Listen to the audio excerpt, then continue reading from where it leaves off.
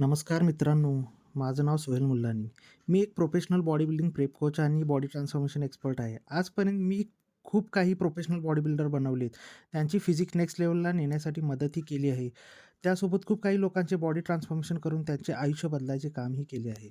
या क्षेत्रामध्ये मी 18 वर्षापासून काम करत आहे. सुरुवातीच्या काळामध्ये मी पण बॉडी बिल्डिंग केली आहे. फॅमिलीची रिस्पॉन्सिबिलिटी आणि फ्युचर प्लॅनिंगसाठी मला बॉडी बिल्डिंग सोडावी लागली.